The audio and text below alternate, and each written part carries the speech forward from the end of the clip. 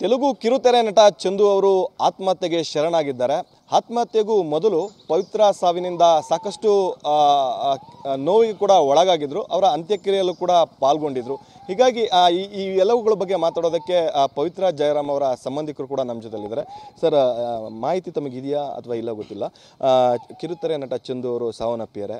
ತಮಗೇನಾದರೂ ಚಂದು ಅವರು ಪರಿಚಯ ಇದ್ರಾ? ಎಷ್ಟು ವರ್ಷದಿಂದ ಪರಿಚಯ? ಏನು ಸರ್? ನಮಗೆ ಇತ್ತೀಚೆಗೆ ಪರಿಚಯ ಅಷ್ಟೇನಿರಲಿಲ್ಲ.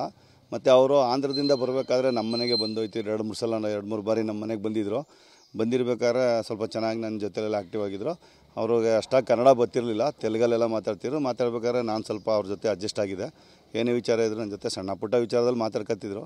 ಮೊನ್ನೆ ನಮ್ಮ ಪವಿತ್ರ ಸತ್ತೋದಾಗ ಅಲ್ಲಿ ಸಾವತ್ರ ಬಂದು ನಾನು ಅವ್ರ ಹತ್ರನೇ ಕೂತಿದ್ದೆ. ಫಸ್ಟಿಂದ ಲಾಸ್ಟ್ವರೆಗೆ ಅವ್ರ ಹತ್ರ ಇದ್ದೆ.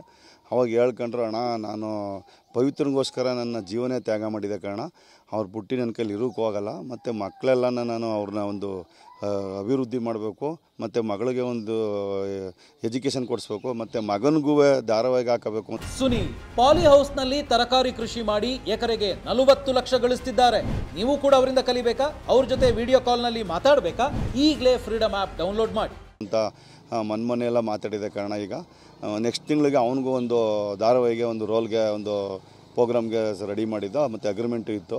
ಮತ್ತು ಈಗ ನನಗೆ ಇವಳು ಏಕಾಏಕಿ ಈ ಥರ ನಮಗೆ ಸಡನ್ಲಿ ಹಿಂಗಾಗ್ಲಾಗಿ ನಾನು ಏನು ಮಾಡಬೇಕು ಅಂತ ನನಗೆ ಗೊತ್ತೇ ಆಯ್ತಲ್ಲ. ನಾನು ಬದುಕೋಕ್ಕೆ ಅನ್ನಿಸ್ತಾ ಇಲ್ಲ, ನನಗೆ ಮನಸ್ಸೇ ನನಗೆ ಇಷ್ಟ ಆಯ್ತಾ ಇಲ್ಲ.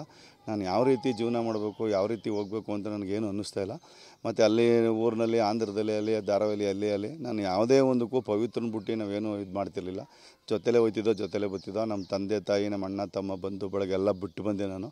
ಇವ್ರಿಗೋಸ್ಕರ ಬಂದು ನಾನು ಏನೋ ಒಂದು ವೃದ್ಧಿ ಮಾಡುವ, ನಾವು ಮುಂದೆ ಒಂದು 4 ಅರ್ಥದಲ್ಲಿ ಬೆಳೆಯುವ ಅನ್ನೋ ಥರದಲ್ಲಿ ಅವರು ನಮ್ಮ ಜೊತೆ ಮಾತಾಡ್ಕೊಂಡ್ರು. ಮೊನ್ನೆ ಹೇಳಿದಾಗ ನಾನು ಹಂಗೂ ಒಂದೇ, ನೀವು ಅಷ್ಟೊಂದು ಯೋಚನೆ ಮಾಡಬೇಡಿ, ಬನ್ನಿ, ನಿಮ್ಗೆ ಯಾರೂ ಇಲ್ಲ ಅಂತಂದರೆ ನಾನಿದ್ದೀನಿ ಮಂಡ್ಯದಲ್ಲಿ, ಬನ್ನಿ ನಮ್ಮ ಜೊತೆ ಸಂಪರ್ಕ ಬೆಳೆಸಿ, ನಿಮ್ಗೆ ಆ ಥರ ಬೇಕು ಸಾಮಾನು ಕಮ್ಮಿ ಮಾಡೋಣ ಅಂತ ಹೇಳಿ ನಾವು ಕರೆಸಿ ನಾವೆಲ್ಲ ಮಾತಾಡುವ ಬನ್ನಿ ಅಂತೆಲ್ಲ ಹೇಳಿದಾಗ ಅವನು ಆಯ್ತು ಬರ್ತೀವಿ ಅಂತೆಲ್ಲ ಹೇಳಿ ನನಗೆ ಒಂದು ಸೀಕ್ರೆಟ್ ನಂಬರ್ ಒಂದು ಕೊಟ್ಟೋದ್ರು ಮಾತಾಡುವ ಅಂತ ಅನ್ನೋಷ್ಟರಲ್ಲಿ ನಮಗೆ ರಾತ್ರಿ 11:30 ಮೆಸೇಜ್ ಬಂತು ನಮಗೆ ಈ ಥರ ಅಂತ ಟಿ ವಿ ನೋಡಿದಾಗ.